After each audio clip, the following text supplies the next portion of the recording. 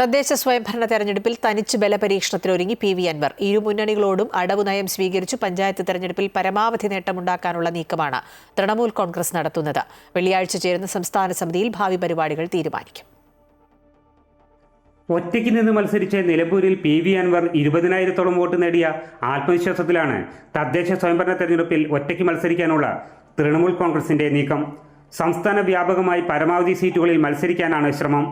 പ്രാദേശിക തലത്തിൽ വർഗീയ ശക്തികളല്ലാത്ത ആരുമായും സഖ്യമാകാം എന്നതാകും നിലപാട്.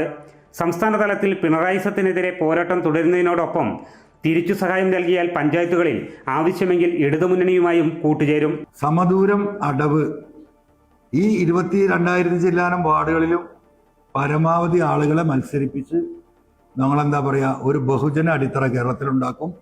ആ സമയത്ത് അതിൻ്റെ ഉത്തരവാദിത്തപ്പെട്ട ദേശീയ നേതാക്കളെ കൊണ്ടുവന്ന് വലിയൊരു മഹാസമ്മേളനം ഞങ്ങൾ നടത്താൻ ആലോചിക്കുന്നുണ്ട്. ആ രീതിയിൽ ഞങ്ങളൊരു പൊളിറ്റിക്കൽ എസ്റ്റാബ്ലിഷ്മെന്റ് ഈ 5 മാസത്തിനുള്ളിൽ കേരളത്തിൽ നടത്തും. തദ്ദേശ സ്വയംഭരണ തെരഞ്ഞെടുപ്പിൽ നിർണായക ശക്തിയായി മാറിയാൽ നിയമസഭാ തെരഞ്ഞെടുപ്പിൽ വിലപേശാനുള്ള ശക്തി കൂടും. മാത്രമല്ല, പാർട്ടിക്ക് ദേശീയ പദവി ലഭ്യമാക്കുന്നതിന് കൂടുതൽ സംസ്ഥാനങ്ങളിൽ വോട്ട് വീതം വർദ്ധിപ്പിക്കേണ്ടതുണ്ട്. തദ്ദേശ സ്വയംഭരണ തെരഞ്ഞെടുപ്പോടെ സംസ്ഥാനത്തെ എല്ലാ പഞ്ചായത്തുകളിലും സംഘടനാ സംവിധാനം ശക്തമാക്കാനാകുമെന്നും നേതൃത്വം വിലയിരുത്തുന്നു.